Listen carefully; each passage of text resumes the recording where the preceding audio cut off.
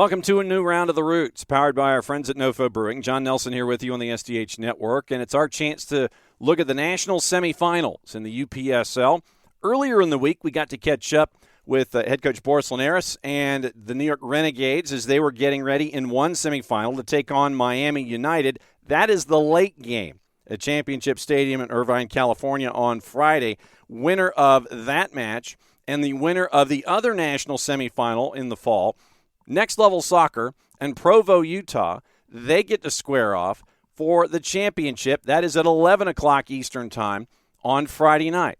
Earlier this week, we caught up with Coach Linares and got the Renegades' perspective. Now it's time to check in on the earlier semifinal and find out what's going on in the minds of Next Level Soccer and Provo Utah FC. So here's our first conversation, and it was a chance to catch up about Next Level, based out of suburban Phoenix, entering the national finals as the only undefeated team remaining in the UPSL. Arizona Premier Division champ, 9 wins and a draw during the regular season, only gave up 7 goals in those matchups. One of the league's most balanced sides that has been out there, and they have really been putting the goals in the back of the net in the postseason. Yago da Silva, head coach, earned a nomination for UPSL Fall 2025 Coach of the Season. You have a lot of firepower, a lot of positional gravity, and here is our conversation with Coach da Silva as he got ready for the national semifinal.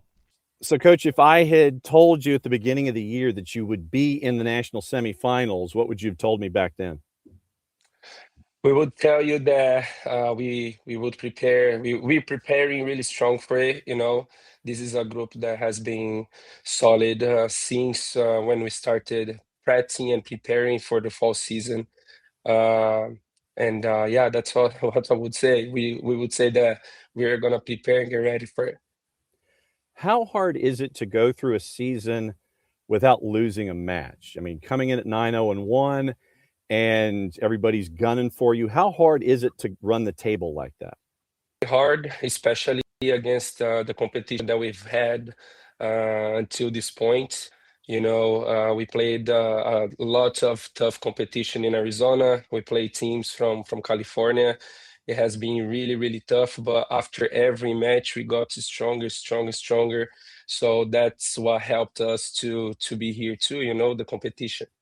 And I know that for folks that haven't had the opportunity to see you play this year, averaging about 3.5 goals a match. That's a lot of offense in any league. I don't care who you're talking about here, but you've got 2 guys up top that I know that a lot of folks, when they're watching you for the first time, they might gravitate toward as the folks to watch when you're looking at Armel and Danny. What's it been like to see them this season? Yeah, they have been doing an outstanding job this season, obviously helping the team with individual moments. However, to be honest with you, if they're shining out there, it's because of the balance that we have with the whole team, the defense, the goalkeeper, the staff, everybody's helping them to shine in the field. So yeah, outstanding job from them, but grateful to have the group that we have right now to support their talents. And I know at the same time that when folks gravitate toward those goals that have been scored by them, that means that other folks are open and can convert those other opportunities. When you have those double teams that are leaning in that direction, you got 2 or 3 guys marking your top 2 scorers. Who else has been stepping up for you this year that folks need to know about? Yeah, we have a lot of guys, as I have been saying, our group is pretty solid, having a solid group, players that come out of the bench that can help out, having a healthy competition within the group, help everybody to grow and to perform well. We have players on the top like Shannon, we have Ricardo in the middle, we have João midfielder, we have some threats right there for sure. I don't want to talk a lot because I don't want to give you guys all our secrets, but yeah, we have a solid group and players that are ready to be here and ready to shine as well. I mean, what's it like for players to understand that responsibility? I know that you don't want to give away any state secrets or anything like that, but when you have other folks step up and you get that true team effort, what's it been like to see those others understand, hey, it's my time to step up and I need to be there for my team? What's it like to see everyone step forward like that? Yeah, to be honest, it has been a very natural process for us. You know, the guys, we have a legacy, we have a purpose to play, we have some goals. You know, we have people to represent. So I don't think about that. Everything has been so natural. You know, we are a club with a huge uh, and then everybody's watching us. Everything has become very natural. The team right now is focused on the team, you know, and that has been helping the individuals to shine. So right focus is performing as a team, then you know, organize the team in a way the individuals help the team go. You know. I'm trying to count goals allowed. I think it's 13 over the season so far, and obviously, 3, 6, 9, 12. When you've given up only 13 goals in 15 matches, that speaks a lot about your defense. Is it for someone who hasn't seen? Is it a back three or a back four? How do you normally operate? Yeah, it's we variate. You know, we play different formations, different system depending on opponents, depending on the situation of the game. However, it's because of the whole system. It starts everything with our striker pressing. So when we talk about defending and when we talk about attacking, it's the same. Attacking, we start with the goalkeeper. Defending, we start with the forward. Obviously, in a direct way. The defense is what is more involved when it comes to the goal. We have an amazing goalkeeper, Donna. We have amazing defenders in the field, on the bench, ready to come and do the job. So this time of year, when you're in a national semifinal, do you focus on yourself and just try and get the idea of I'm going to focus on me, I don't care who my opponent is, we'll adjust in game? Or have you been watching as much film as possible getting ready to take on Provo? Obviously, we have our way to play, style, we have our game idea. However, to the opponents, we know the level that we're going to be facing. It's going to be a great challenge. We want to avoid some of their attacking threats, you know. But yeah, we prepare for what's coming for sure. What would it mean to all of the folks that are attached to Next Level, whether it's fans, parents, community? What would it mean to, well, A, what has it meant to get to this weekend? And what would it mean to continue playing in this weekend in Irvine, California?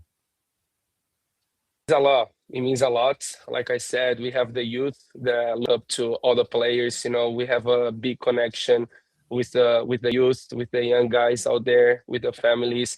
So for the club, it means a lot. You know, they're very happy to see us out here representing Arizona, representing Gilbert, representing the families, the kids. So everybody's very happy. Everybody's very confident and excited, and that's how the support comes to us. It's because we are here representing not only ourselves but the whole community.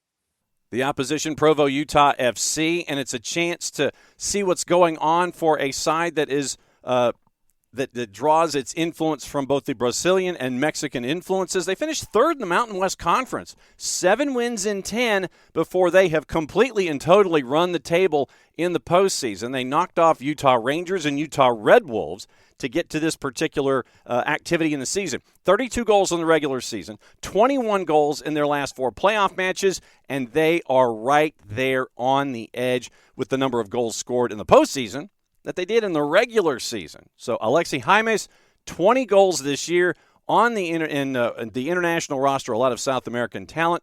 You have a lot of flair and pressure in the final third. It's a dangerous balance as Provo Utah FC gets to square off against Next Level Soccer. Here's the conversation we had about Provo Utah FC. All right, so James, it's $1 in the jar for me that I ask you this question, but how does it feel being in a national semifinal? No, it's a really great feeling. It's something for us that we've been looking forward to for a really long time. It's one of our objectives that we had from the very beginning of the season. So to be out here, it's surreal, but we know job's not done, and we're just excited to be out here. So if we had this conversation before the season started that you would be here, what would you have told me? I probably would have said that we're looking forward to it. This is something, like I said, it was one of our objectives from the very beginning. We wanted to be here. We've known that we've had the group. We know that we have the mentality. We know that we've had the structure of what we wanted to do. And so I would have said, thank you. We've got some work to do, but we'll see you out there soon. How hard is it to win 6 in a row to get to this point?